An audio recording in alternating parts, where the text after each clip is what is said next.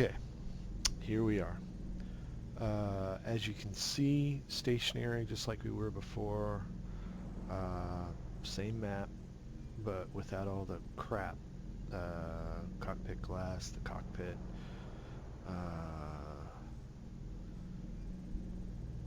It's beforehand stationary. I was at 45, 46 FPS, right with shadow play on, and now I am at 49, 50 FPS.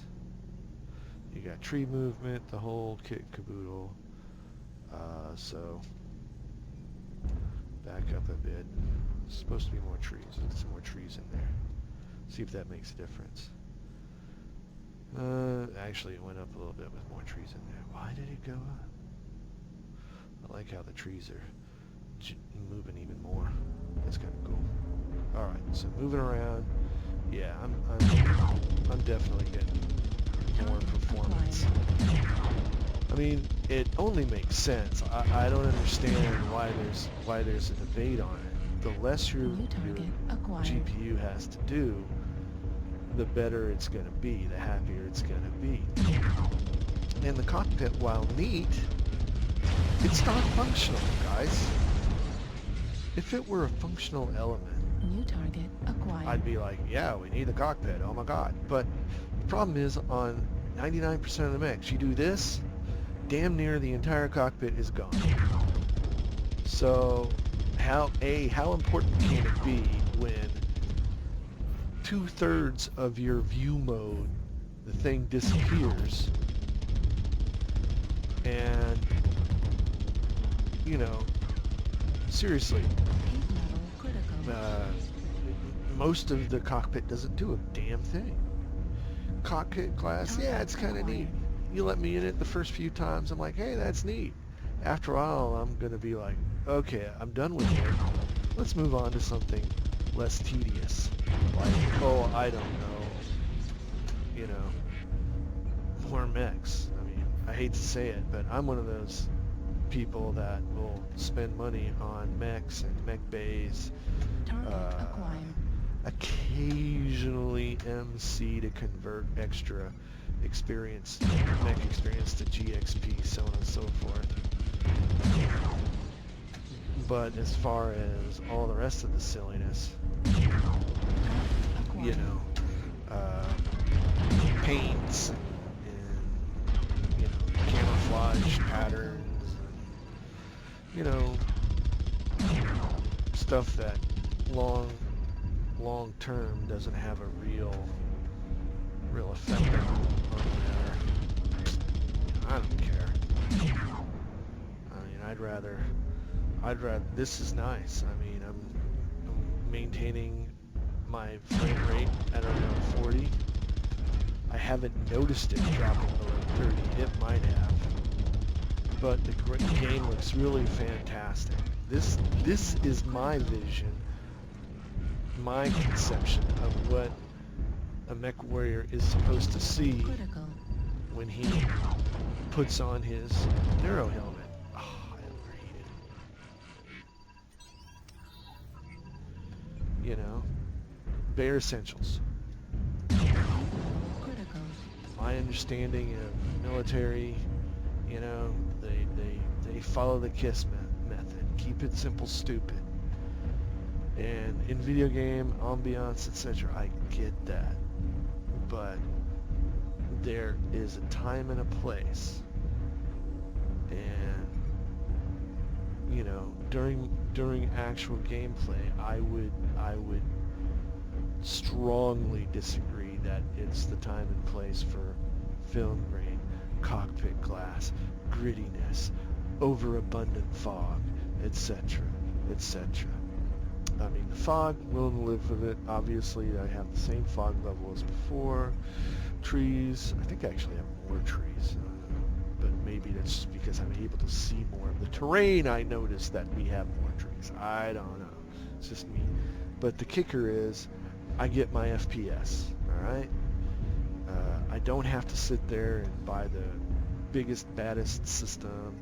I don't have to sit there and spend 30 hours optimizing my boot specific to a video game. You know, we've all done it before. You know, oh, well, let's get rid of this.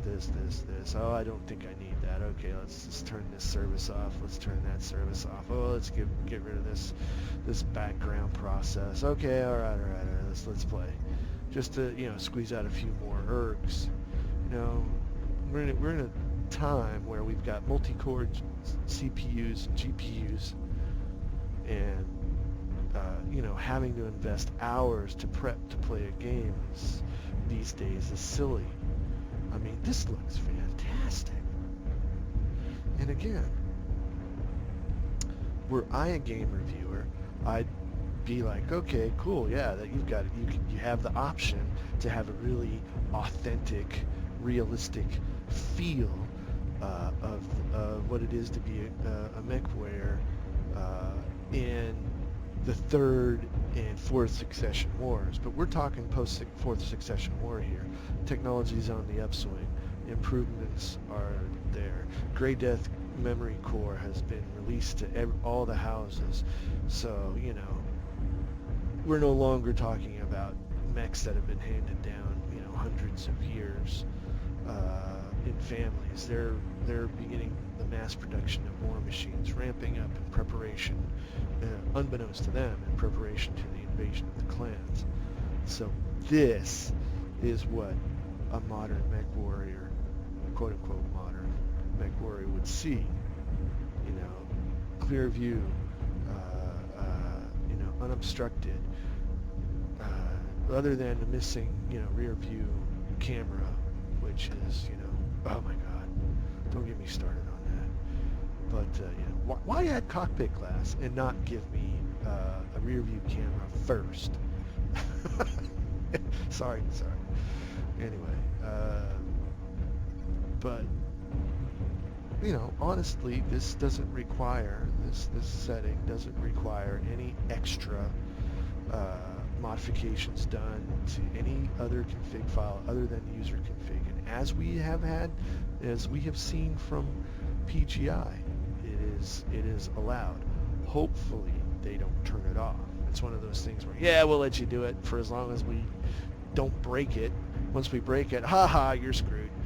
You know, that would be miserable in my opinion. But I'm enjoying it, man. And I think this is not an unreasonable means to play. You want to play this way? Hop in a mech, or turn off your draw near and hop in and have fun. The advantage is questionable.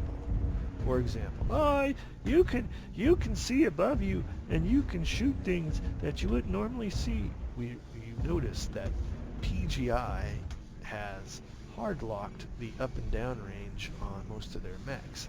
The highest I can go on this mech is there. I think on my Jaeger I can go darn near to the top of the screen and somewhat underneath the mini-map there and fire.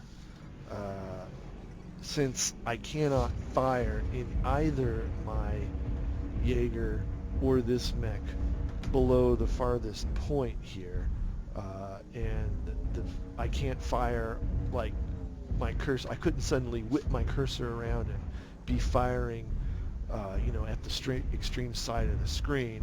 The torso follows arm movement.